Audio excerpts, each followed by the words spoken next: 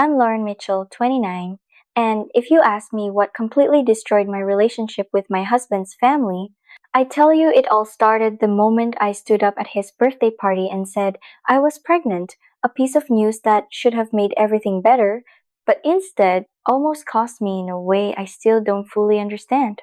That night, the room was full of laughter, warm lighting, and people pulling me into hugs, congratulating me like I finally belonged. It felt so perfect. I almost believed it until I saw Sabrina, my sister in law. She didn't react like the others. She didn't smile right away. She didn't come over. She just stood there, completely still, her eyes lingering on my stomach a little too long, long enough to make me wonder if I was imagining it. Then, after everyone else had already reacted, she smiled. But that smile never reached her eyes. It was such a small moment, easy to miss, but it sent a chill straight through me in a way I couldn't explain. I tried to brush it off, told myself I was just being sensitive, that it was nothing, but if there's one thing I've learned, it's this. That first feeling of unease is almost never wrong. In the days that followed, Sabrina changed. No more subtle digs, no more obvious tension. Instead, she became perfect. Almost too perfect. She offered to help plan things, took over organizing gatherings, kept asking what I needed, what I should eat, whether I was getting enough rest, paying attention to every little detail in a way she never had before.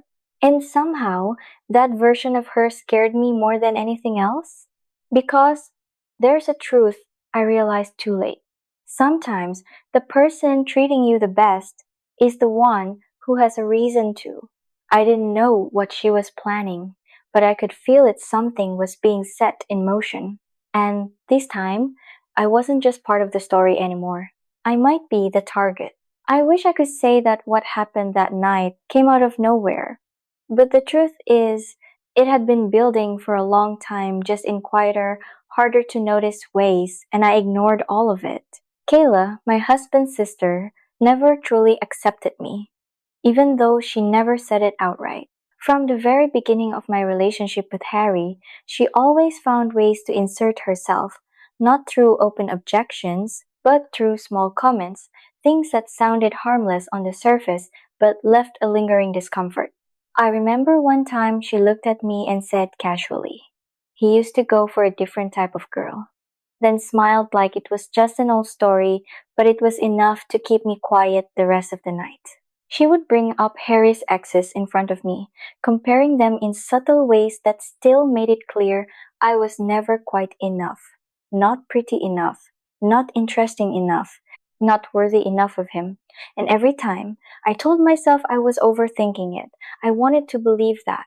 There were family dinners where I barely spoke, because anything I said could be twisted into a joke or interrupted with a story about someone better. And the worst part was, no one seemed to notice but me. At first, I told myself that was just her personality, that maybe she just needed time to warm up to me, and I really tried to keep things peaceful, to not turn those moments into conflict. But I was wrong. That constant, subtle disrespect, repeated over and over, started to build into something heavier, a quiet tension. I couldn't quite name, but always felt whenever she was around, like I had to stay on guard without even knowing what I was guarding against. Over time, things didn't get better, they just became clearer, only in ways so subtle that if you weren't paying attention, you'd think you were imagining it. And for a while, I actually did. Kayla never said she didn't like me. She showed it differently, inviting Harry's exes to family gatherings, by coincidence, commenting on my social media posts like she was protecting her brother's image, or asking questions that made me look like I'd done something wrong even when I hadn't. And every time, she kept her tone soft, sometimes even smiling, like it was all just a misunderstanding, like I was the one being too sensitive. Harry asked her more than once to stop, but she always found a way to flip the situation, crying, playing the victim, or turning it into something that made it seem like I was the one causing problems in his family. And that's when I started to realize what exhausted me the most. It wasn't just what she said, it was the way she made me doubt myself, made me stay quiet even when I knew I wasn't wrong. At some point, I couldn't keep lying to myself anymore. I had to face a truth I'd been avoiding for far too long. Kayla didn't need to attack me outright because she was doing something far more effective, slowly dismantling everything, piece by piece, in a way no one else could really see. And by the time I fully understood it, it was already too late. She had never wanted me to belong in that family. And deep down, I started to believe she wouldn't stop until I was completely erased from it. If you've ever felt like something was wrong, but no one else could see it, leave a comment. I genuinely want to hear your story. And if you want to follow this all the way to the end, subscribe because from here on out, everything starts to spiral out of control. After everything that had already happened, I thought at the very least my wedding would be where it stopped, a fresh start, a clean line between the past and the life I was trying to build with Harry. But I was wrong about Kayla. From the very beginning of the planning process, she showed up in almost every decision not to help, but like someone waiting for the chance to prove that everything I chose was wrong. The color scheme, the decorations, even the wedding dress I had spent weeks picking out. One time, she looked directly at the dress and said loud enough for everyone to hear that it looked cheaper than what Harry deserved. And what unsettled me wasn't just what she said it, was how she said it. Calm, smiling, like she was doing me a favor. Like any reaction from me would just make me look overly sensitive. That's when I started to realize she had no intention of stopping. At first, I stayed quiet. I was used to letting things go, used to telling myself that if I didn't react, nothing would escalate. But this time, the frustration didn't stay buried. It built up layer by layer until it only took one more comment to push me over the edge. And that moment came sooner than I expected. One afternoon, I was talking with my mother in law about the seating arrangements when Kayla walked in, caught part of the conversation, and laughed. It was a soft laugh, but sharp enough to silence the entire room. She said my plan was so lacking in taste it was embarrassing, that she didn't understand why Harry would agree to a wedding like this. And then she turned to him as if I didn't exist and asked if he was sure he wanted to go through with marrying me. In that exact moment, something inside me snapped. Not an explosion of anger, but a release after being pushed too far, too many times. I stood up, looked her straight in the eye, and for the first time in years, I didn't back down. I said it clearly, loud enough for everyone to hear that she was no longer welcome at my wedding, that I had had enough, and that this ended here. The atmosphere in the room shifted instantly. Kayla froze, like she couldn't believe I had actually said it. Then, within seconds, her face changed from shock to anger. She fired back immediately, her voice louder, faster, accusing me of humiliating her, of tearing the family apart, saying I had no right to decide who could attend. But this time, I didn't step back. And what shocked me most wasn't her reaction, it was Harry's. He stood with me, firm, no hesitation. He told his sister that my decision was his decision too, and that if she couldn't respect that, then she wouldn't be at our wedding. The tension escalated fast. No more subtle digs, no more indirect comments. This was a real confrontation. And even though part of me was still afraid, another part for the first time felt lighter. Because I finally understood something I should have realized a long time ago. If you don't set your own boundaries, someone else will always be ready to cross them. I thought that was where it would end. I was wrong. Because that was just the moment everything truly began to spiral out of control. I truly believed that after the confrontation that day, Kayla wouldn't show up at the wedding, that this time, at least, the boundary I set would be respected and everything would unfold the way I had dreamed for so long. That morning started almost perfectly. Soft light filtering through the windows, the sound of laughter from friends and family, warm congratulations that made me forget, if only for a moment, all the tension that had come before, and when I stepped into the aisle, bouquet in hand, and saw Harry waiting for me at the end, I thought maybe it really was over.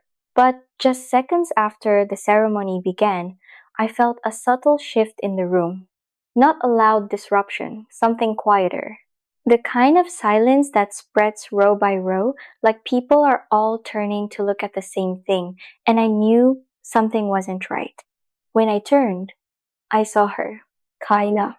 She was standing at the back, slowly walking in like she belonged there, wearing a long black dress that brushed the floor, a thin veil covering her face, not like a wedding guest, but like she was attending a funeral. And the moment our eyes met, she gave me the slightest smile, calm, controlled, like she had been waiting for this exact moment. For a few seconds, my mind went completely blank. Not immediate anger, just shock.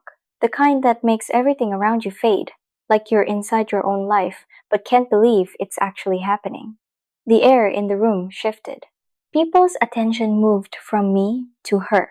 Curious looks, confusion, discomfort. I could feel all of it the way my moment, my day, was being pulled off course just by her presence.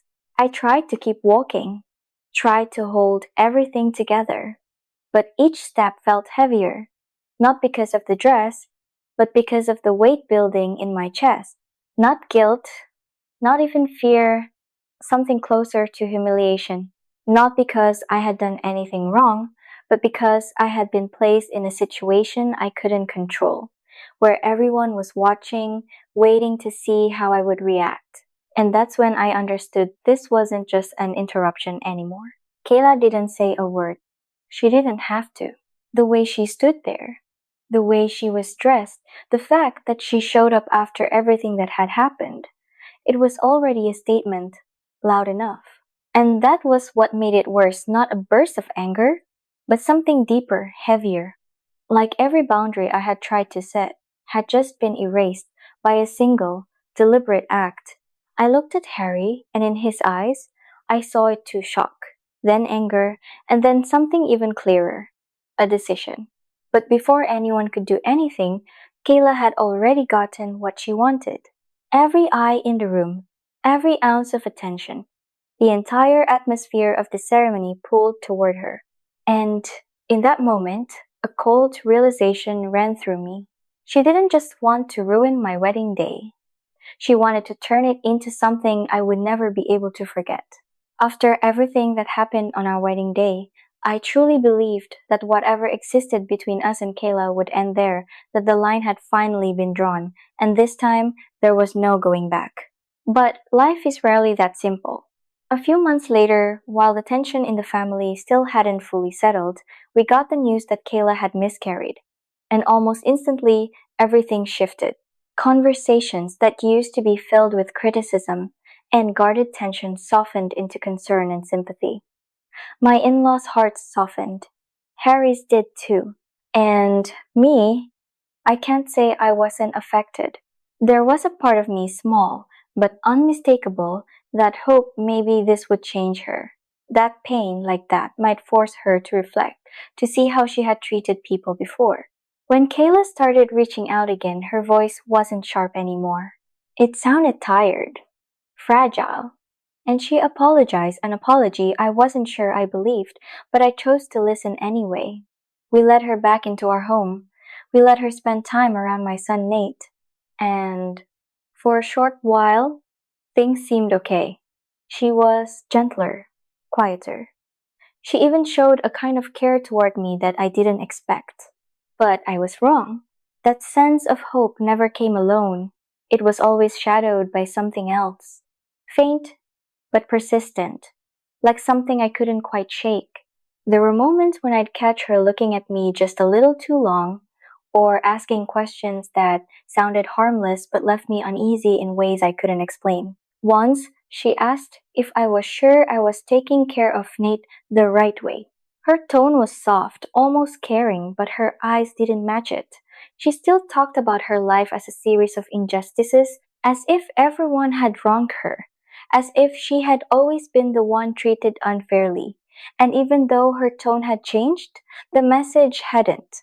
That's when I started to understand she hadn't really changed. She had just changed how she showed it. And somehow, that made everything worse because it made her unpredictable. It made me feel like I was walking on thin ice. Everything looked calm on the surface, but one wrong step and it would all crack beneath me.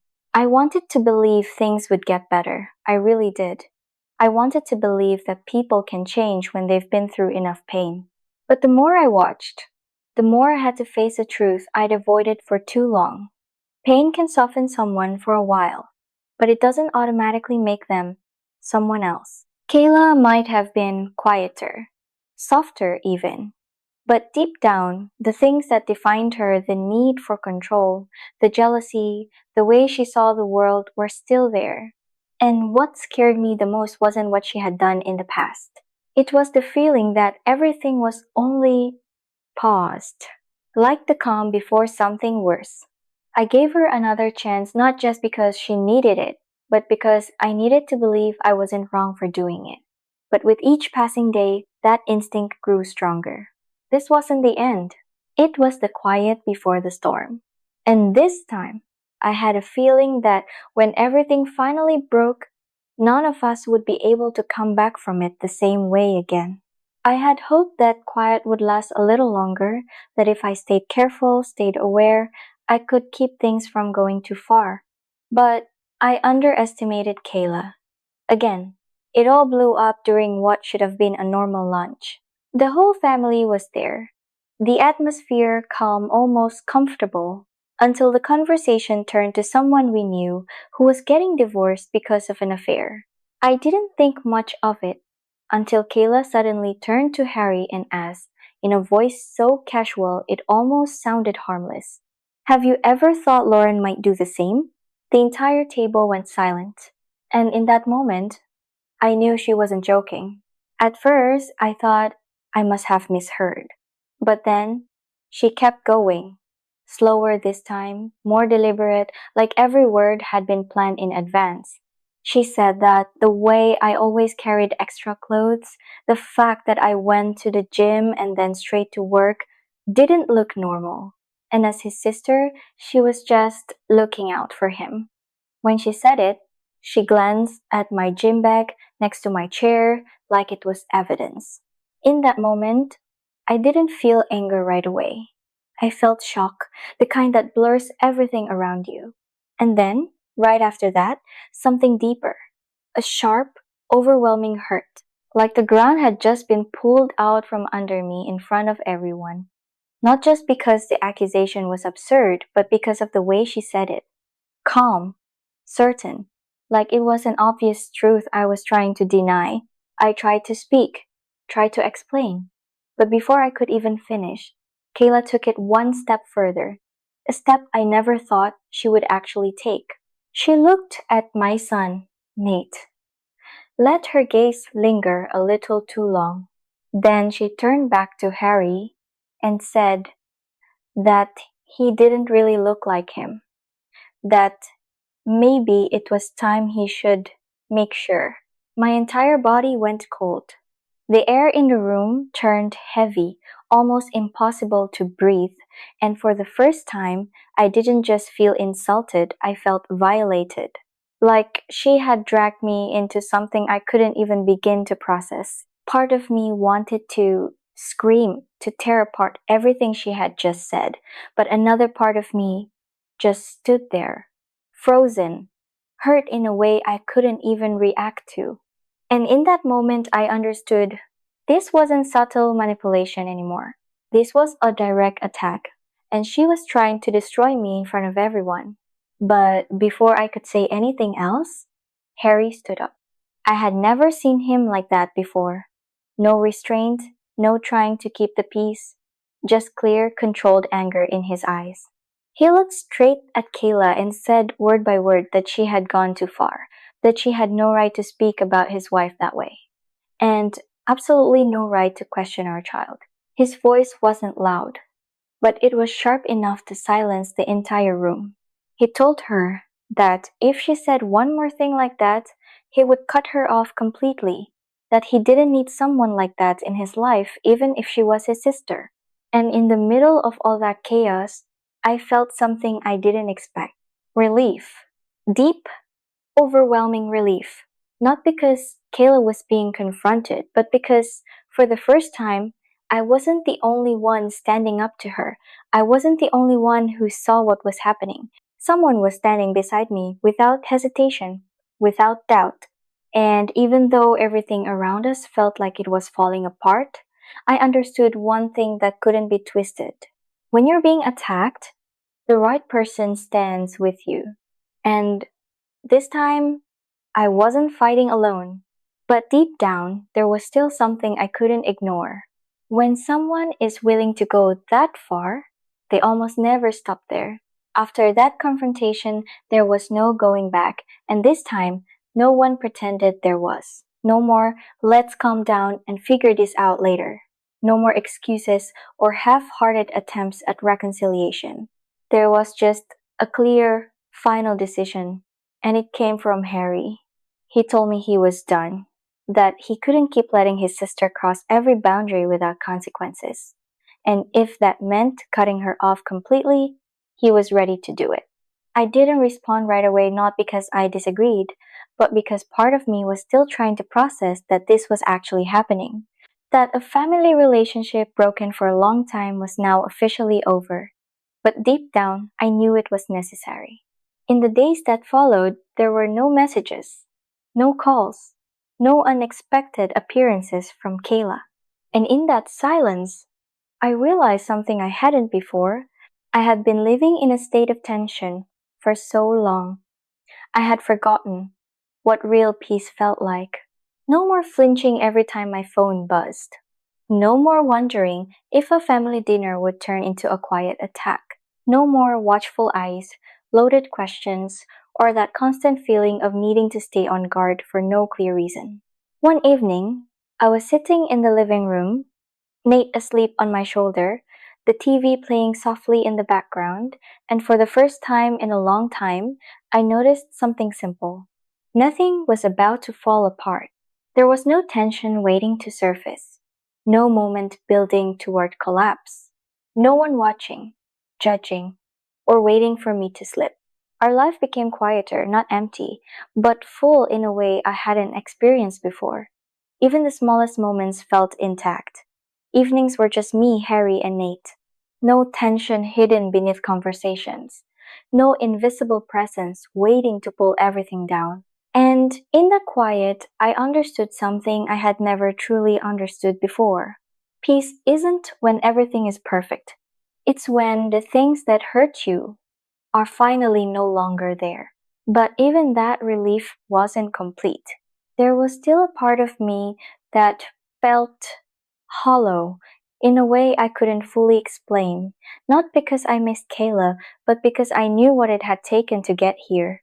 Family isn't something you walk away from easily, and even when the decision is right, it leaves a space that doesn't immediately fill.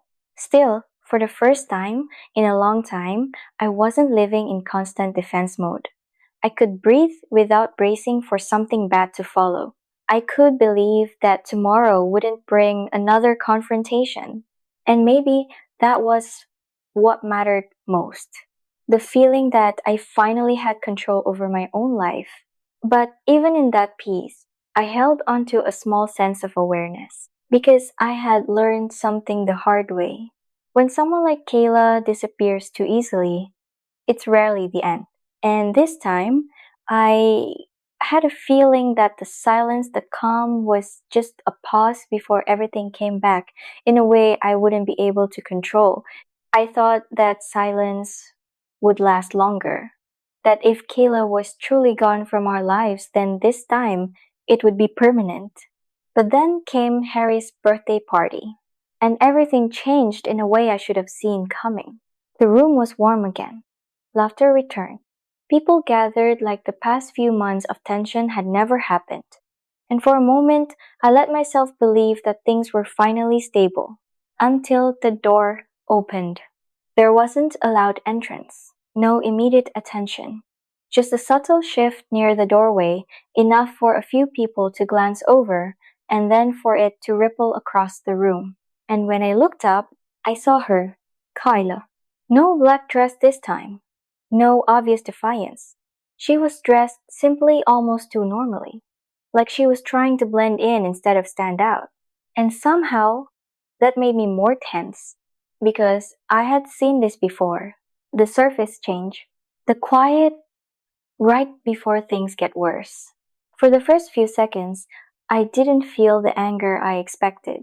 I felt suspicion, the kind that freezes you in place, not reacting, just watching, waiting to see what happens next. Kayla didn't walk into the center of the room. She didn't try to draw attention. She moved slowly, stopping at the edges, like she was letting people notice her on their own. And then she looked at me. Not the cold, sharp stare I was used to, but something softer, tired, still held just long enough to make me uneasy. When she came closer, I noticed her hands were slightly shaking. She stopped in front of me, took a small breath, and said, "I'm sorry." And that was the last thing I ever expected to hear from her.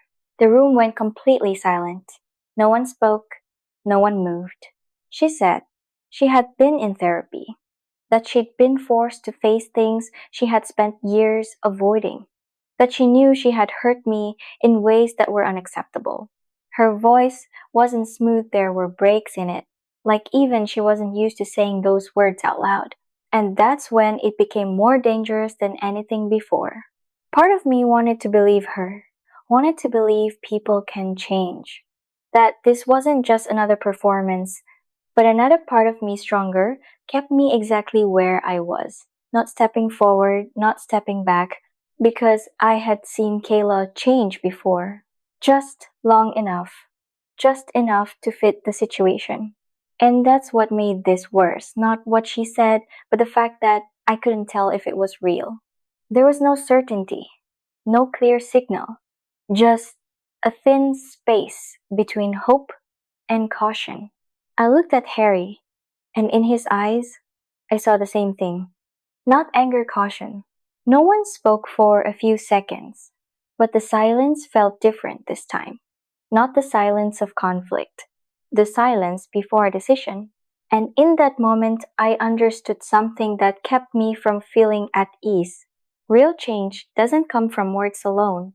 And this time, if I chose to believe her again, I had a feeling the consequences wouldn't be the same.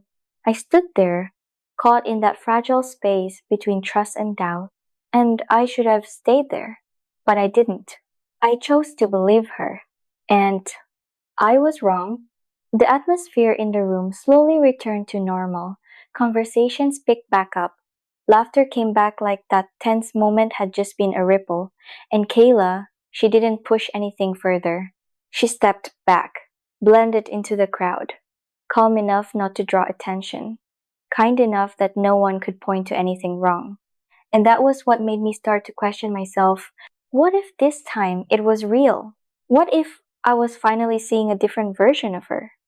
One I had refused to trust too soon.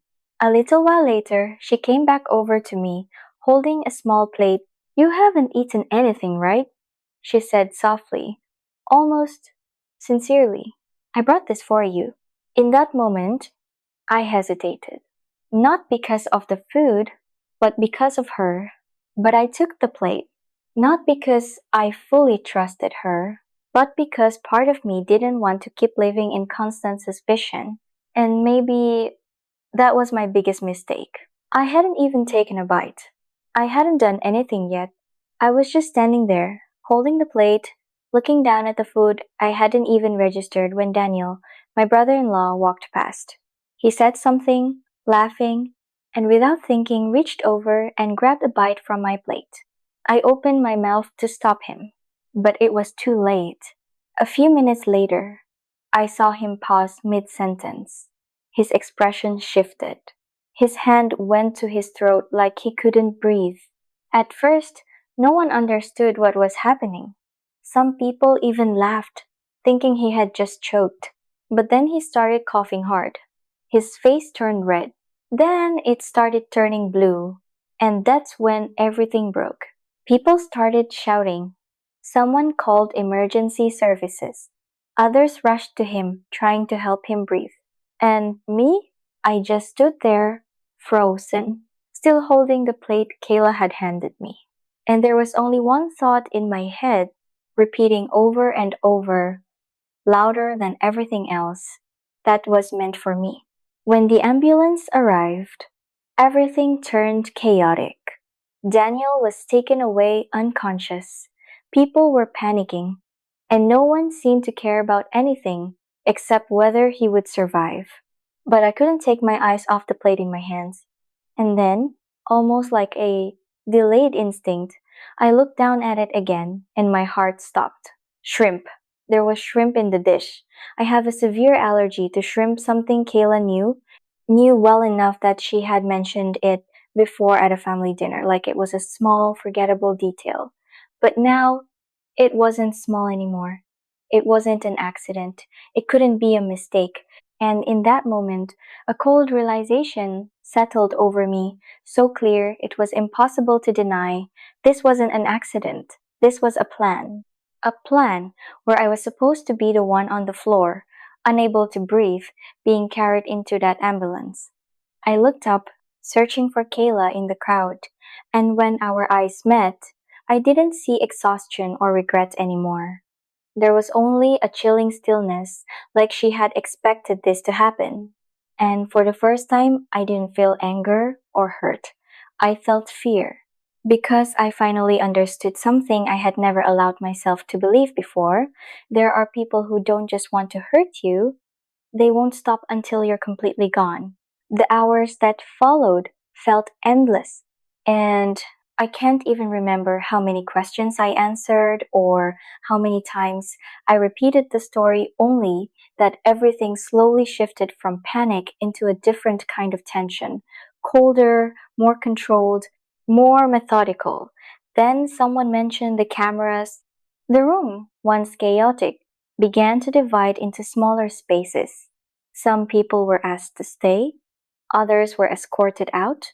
Short, direct questions repeated every detail as if they were trying to piece together a picture I didn't even fully understand yet. I sat there, my hands still shaking, my mind spinning, and every time I closed my eyes, I saw the same image, the plate in my hands, and Daniel collapsing right in front of me. When they told everyone to remain where they were and began checking the security footage, I realized that whether I was ready or not, the truth now had evidence. We were told to wait, and that waiting might have been the worst part. No more shouting, no more chaos, just a heavy silence where people started looking at each other with thoughts no one dared to say out loud. I didn't look at Kayla. I didn't want to, but I could feel her presence somewhere in the room. Not a shadow anymore, but an invisible center everything was quietly orbiting. Then, after a while, one of the officers came back and spoke briefly with his colleague. And just from the look in their eyes, I knew they had seen something. My heart started racing, not from fear, but because I understood that from this moment on, there was no going back. They didn't play the footage for everyone right away, but I heard the description and it was enough. Kayla hadn't just brought me a plate of food. Before that, she had been standing alone at the serving table for several minutes, her back turned to everyone, doing something no one paid attention to at the time. She had chosen that exact plate, then carried it straight to me, not to anyone else. And the part that chilled me the most wasn't just what she did, it was how clearly she did it. No rush, no hesitation, like she knew exactly what she was doing. In that moment, every last piece fell into place. There was no doubt left, no gray area to hold on to. Just one raw truth. It wasn't an accident. It wasn't a misunderstanding. It was deliberate, and Daniel was never the intended target. I don't remember how I reacted when I heard that. Maybe I stayed quiet. Maybe I nodded. But inside, Something collapsed in a different way, not panic anymore, but a slow, painful realization. Every moment from before Kayla's eyes, the way she smiled, the way she said, I'm sorry, came rushing back. But this time, they weren't vague. They were clear, sharp, and more terrifying than anything I had imagined. I turned to look at her, and for the first time, I didn't see a family member who had made a mistake. I saw someone who had gone all the way into her jealousy, far enough to turn it into action. And in that moment, what rose in me wasn't fear or shock anymore, it was anger. Not just for what she had done to me, but for what almost happened to someone innocent. And that was when I understood something I will never forget. There are lines that, once crossed, don't just hurt people, they make you dangerous. And then finally, the consequences came not loud, not dramatic, but unavoidable.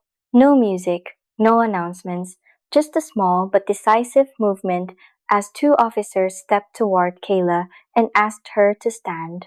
For the first few seconds, she didn't react. She just sat there, her expression still carrying that same eerie calm I had seen before, as if nothing around her truly touched her. But when they repeated it a second time, something shifted, not panic, but a slow, quiet collapse.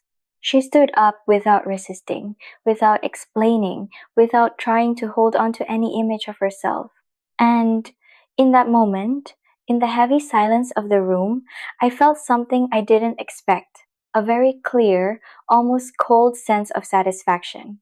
Not because I was happy to see her arrested, but because, for the first time, what she had done had real consequences.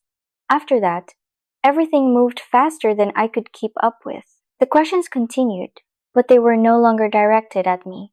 Whispers spread, looks shifted from confusion to understanding, and the atmosphere changed again, not suspicion anymore, but confirmation. As they led Kayla out, I didn't look away. I watched her, not searching for one last apology, but trying to see if anything was left, any sign that she understood what she had done. But there was nothing. Just a brief, empty glance before the door closed behind her. And in that moment, I realized something that weighed heavily on my chest. The last time I would ever look at her as family was right then. In the days that followed, the truth came out in a way that couldn't be denied. Kayla was charged with serious offenses, and the security footage left no room for any explanation. When she finally admitted it, not with an apology, but with a cold justification, that it all came from jealousy, from feeling left behind, from the belief that I had taken what should have been hers, I wasn't surprised. It was simply confirmation of everything I had felt for a long time. Her husband filed for divorce soon after, and everything unraveled so quickly it felt impossible to stop. A family that had once tried to maintain the image of being normal fell apart in a way that couldn't be repaired. And even though part of me felt that justice had been served, that what happened was right, necessary, another part of me couldn't feel completely at ease. Because beneath all of it was a truth I couldn't ignore. This had once been family. People who had shared meals, laughed together, lived through ordinary moments now, divided by something that could never be undone. I was no longer afraid of Kayla. I didn't doubt what had happened anymore. But something else stayed with me, a quiet, real kind of pain that comes when you realize that sometimes what destroys everything isn't one explosive moment, but emotions that have been building for too long without ever being faced. And in the end, they don't just hurt others, they slowly destroy the person carrying them, piece by piece, until there's nothing left to save. After everything that happened, I used to think peace was something I would never fully feel again. But then, the day my child cried for the first time, something inside me went still in a completely different way. It wasn't about forgetting. It wasn't that the pain disappeared.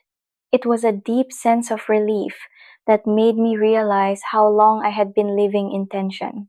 As I held my baby and looked at Harry standing beside me, his expression softer, no longer defensive, no longer anxious, I understood that we had been through something big enough to change how we saw family, trust, and even ourselves. Life didn't become perfect, it became real. Quiet mornings, meals without tension, small but warm moments, and for the first time in a long time, I wasn't waiting for something to fall apart. All of it came together into something I hadn't realized I had been missing: peace. And maybe that was the most important thing I learned from everything, not about winning, but about finding peace. I won't say all the hurt is gone. There are still echoes, moments that come back unexpectedly, memories that make my chest tighten for a few seconds. But this time, they don't control me.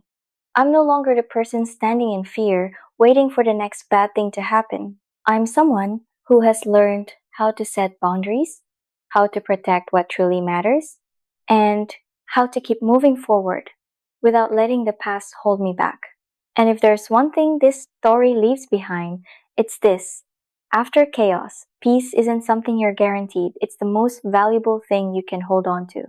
What happened with Kayla didn't begin in a single day. It built up from comparison, from feeling left behind, and from an unrecognized need for control. When those emotions go unaddressed, they can turn into extreme jealousy and destructive behavior. On the other hand, setting clear boundaries and standing by them doesn't just protect you, it's the first step toward healing, even if it's slow but real. This story is a personal account, and every family situation carries multiple perspectives that deserve to be understood with nuance. If you've ever had to learn how to protect yourself in a difficult relationship, share your story in the comments. Your perspective might help someone else realize they're not alone. Thank you for listening all the way through. If this story resonated with you, don't forget to subscribe for more, and I hope you find your own version of peace.